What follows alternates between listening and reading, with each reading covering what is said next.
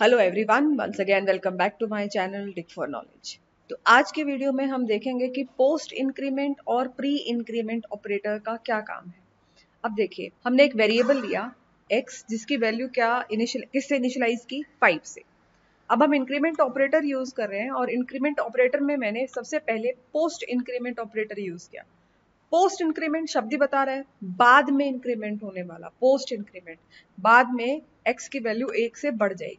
पर जब हम इस तरीके की स्टेटमेंट लिखते हैं, जैसे हमने यहाँ पर क्या किया, इंक्रीमेंट करवाया और सीधा x को प्रिंट करवाया, तो ऐसे केस में जब हमारा आउटपुट शो होता है तो देखिए उससे पता नहीं चलता कि हमें वो बाद में बढ़ा है। ये हमारी ओरिजिनल वैल्यू थी 5, बढ़कर कितनी हो गई 6। तो इससे ये नहीं पता चला कि ये वैल्यू बाद में बढ़ी है। तो इसको पता लगाने के लिए हम क्या कर रहे हैं, पहले मैंने एक बार और डिक्रीमेंट करवाया है। डिक्रीमेंट का भी नहीं पता चला कि वो बाद में डिक्रीमेंट हुआ है 5।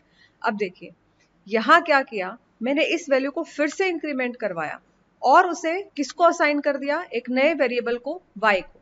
अब देखिए y की वैल्यू क्या आ गई है, y is assigned the value of x before incrementing।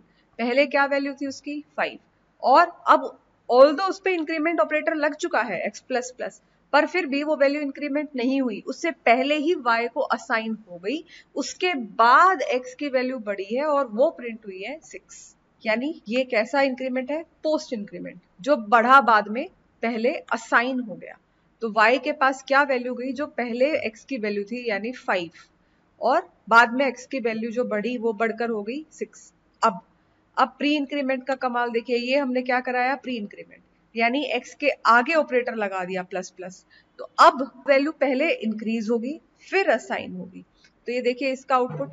यहाँ पर प्री इंक्रीमेंट के केस में क्या हुआ, पहले वैल्यू इंक्रीज हुई, 6 थी वैल्यू, वो बढ़कर क्या हो गई 7, और तब y को असाइन हुई है, और इसीलिए x की वैल्यू अभी भी बाद में इंक्रीमेंट के बाद भी 7 शो हो रही है। इसी तरीके से डिक्रीमेंट ऑपरेटर का रहेगा, ये आप खुद से सोचिए कि जब हम x की वैल्यू को डिक्रीमेंट करेंगे पोस्ट डिक्रीमेंट, तो z के पास क्या वैल्यू जानी चाहिए, सोचिए। जो वैल्यू पहले से थी अभी x की, कितनी वैल्यू थी आपकी, कितनी वैल्यू हो चुकी थी 7, तो z को क्या साइन हो जाएगा 7। क्यों, क्योंकि वो पोस्ट डिक्रीमेंट है, बाद में डिक्रीज होगा। और अब x की वैल्यू क्या हो जाएगी आपकी 6। अब x की वैल्यू हो चुकी है 6 और उसने किया प्री डिक्रीमेंट, इसमें तो पहले डिक्रीमेंट होगा बाद में असाइन होगा, तो दैट मीन्स वो क्या हो जाएगी, अब की बार z की वैल्यू क्या होगी 5। अगर यहाँ होता पोस्ट इंक्रीमेंट तो वो क्या होती 6। आई होप आपको पोस्ट इंक्रीमेंट और प्री इंक्रीमेंट या पोस्ट डिक्रीमेंट या प्री डिक्रीमेंट का कॉन्सेप्ट क्लियर हो चुका है। So that's all for today, thanks for watching, do not forget to subscribe and like the channel.